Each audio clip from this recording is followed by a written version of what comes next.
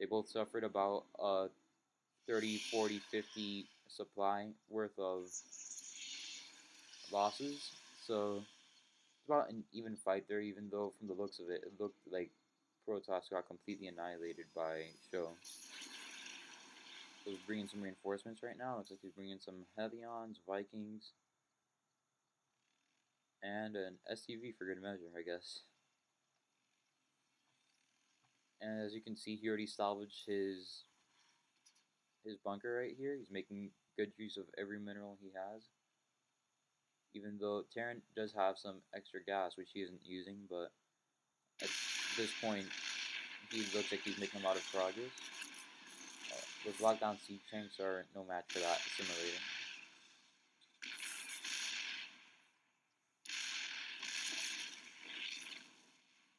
Brought that SUV along to build missile turrets. Looks like they're gonna be setting up a pretty strong position right here, making a really aggressive push against Protoss.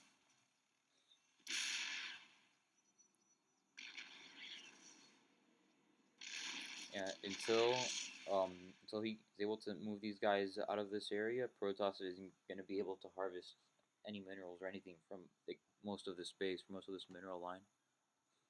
We move up, you see his warp gates. In this frame alone, he has 11 warp gates, so plus more. So wow, he's really committed to infantry. He has some probes right there that aren't doing anything, which he could be using right now to expand, but he is mineral locked and is pretty low on supplies, so not doing too bad.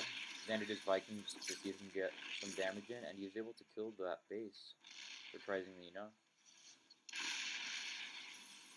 Meanwhile, Protoss just completely bypassed the Terran player, leaving his base looks wide open for attack. Protoss playing really aggressively right now. He just abandoned his base completely, which is going to leave Terran to either have to retreat or move forward. And it looks like he's going to push on forward. Go for one big push, it looks like. At this point, it's all about who has the best survivability skill when they have almost nothing left, and who has a stronger army right now. And microing is actually a big part of this at this point. Having the units attack what they're trying against. Right now, that base is no match. Even one Void Ray with that fully charged prismatic beam take out almost any base.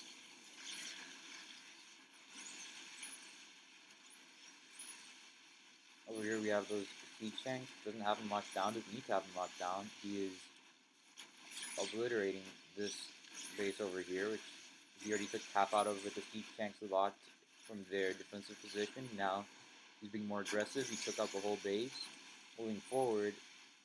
And if the Terran player is able to take all of this out, the Protoss player production is definitely going to come down. Looks like most of his units have come out of warp gates, except for his Colossi and his 4 or 5 Void Rays.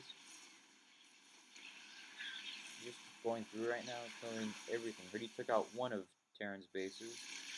Now he's going here for the second one.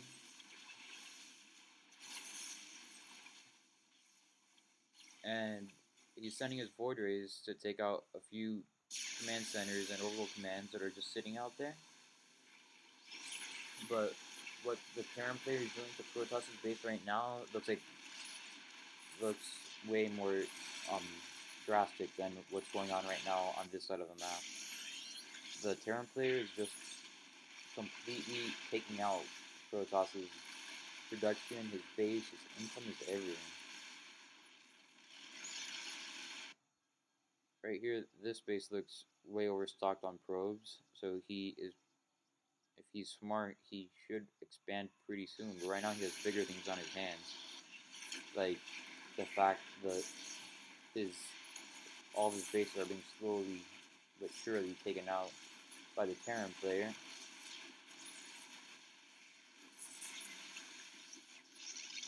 At this point, there's no going back. The Protoss player is going to have to just keep playing aggressively and see if he can push through the before Sjow can do the same. Look at this from Anarchy's point of view. He doesn't even know about these two side bases, about this base and this base. He does not even know that they exist. So right there, he's building up now, and here he has a good defense set up. And Anarchy doesn't even know about this, which is probably why he's pushing so aggressively. He might think that all he has left is just these last two. Meanwhile, let's see.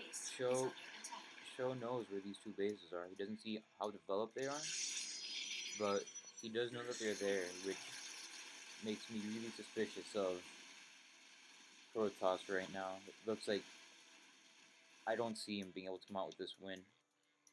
From his point of view, it looks like he has a pretty big advantage in the game, but when you look at these two bases up here that he doesn't have, the game quickly shifts into favor of Terran. Is he going to be going up? Yes, he is, and he is about to see that there is way more to Terran player than what it looked like before. Looks right now like Sjow might be coming back to defend against this push. Or no, he's actually taking a much more offensive stance. He's moving up over here, and I presume is going to go ahead and try to take out this base, which, except for a couple photon cannons, there's really nothing there that can stop this. And there's Terran showing off the versatility with like 6 flying factories and the orbital command flying everywhere. But again, Void Rays turn bases into nothing. Just like that. So at this point, actually, Terran only has one command center left, or 2 command centers left. That's not developed at all. And Protoss has just lost his second Nexus. Now he only has this one Nexus left. Right here, we see Protoss chasing down those factories.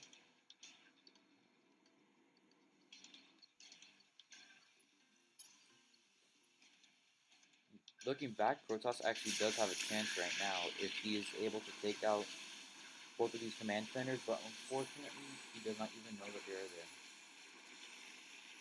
So it's looking right now like this game is not going to be one that Protoss can win, except for those Vikings right there aren't really too valuable right now. All they can do is hit that Colossus unless they land on the ground, which makes them really weak. So those siege tanks right there locked down. If Protoss pushes forward too hard, he's going to have a nice little taste of those. And it looks like he will, blinking his stalkers forward, and he's not going to like what he sees. So he is actually able to take out all the siege tanks. He did have heavy losses, but at least he made it. And the Terran player is moving back in a defensive position towards his base. Looks like he's going to build up at this point and defend his base from any attacks, at least until he can rebuild. It looks like he has. He already rebuilt a second orbital command right there. He has a planetary fortress here. Looks like one of those few times that you actually should use a planetary fortress, where that's your last base. Looks pretty well defended, mostly there for economical reasons. He's doing all of his building out of this area right here, it looks like. And he's building up massive factories again. Well, look, Protoss is impeding on this base, which is basically Terran's last hope. And oh, those Vikings are actually doing pretty quick work of Protoss right now. He has his zealots just sitting there while his sentries, except for this one right here, do almost nothing. I don't know if maybe that was just bad microing or if there was some strategy behind that and he wanted to pull out. And he left behind 3 stalkers who he's gonna have to blink out of there, or else I don't know what's gonna happen. And The Protoss player actually does have a few little units spread out all over the place, probably to keep tabs on Terran. He has that pylon there. He still has this pylon here, which he's had since the beginning of the game. And oh, this is not good for the Protoss player. Sure, the Zealots can kill that Marine, but right now, the Terran player sees that, and if I were him, I'd be on my way right now to take that out. And the Protoss player knows that too, so he's going to be retreating right now.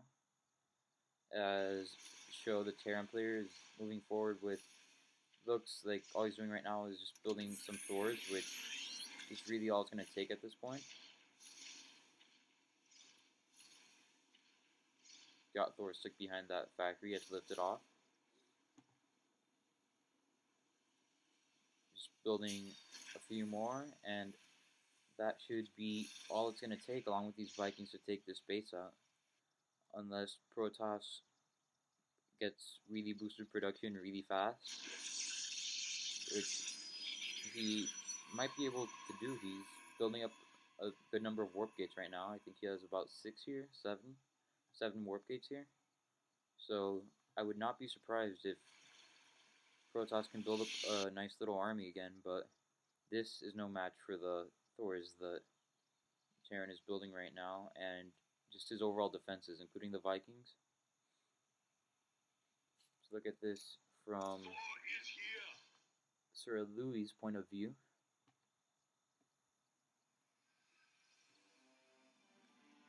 He knows about this space right here, but he doesn't want to touch that yet. He actually came back to save those 2 stalkers right there, which is pretty interesting. And here he sees the Thors and likely realizes that this game is over. Not even that Guardian Shield is going to be able to do anything at this point.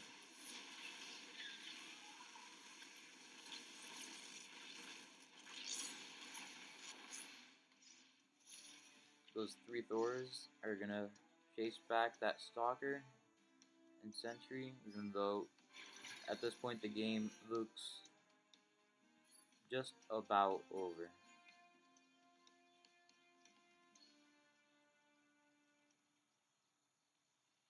So here we have Sjow moving his Thors in, and Protoss has no real army right now. He has pylons set up all over the place, but that's not really anything to worry about. And just to make matters worse, we have a medevac here coming in. Looks like he's holding a Thor. And this looks like it is going to be the end of the game for the Protoss player. This was a great game.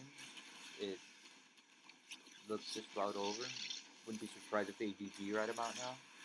But this game had a really high level of activity. I think both players had around 120, 130 APM, which even for such a high level is always good to see. These Archons right here might be able to actually take this attack out, but in the end it looks like that's no shot for Protoss to come back down so much economically. He has that one base right there, but Terran is just so much more developed right now. Oh, and there's a couple more Thors coming in while his warp gates look like they're still on cooldown. And that is going to be game.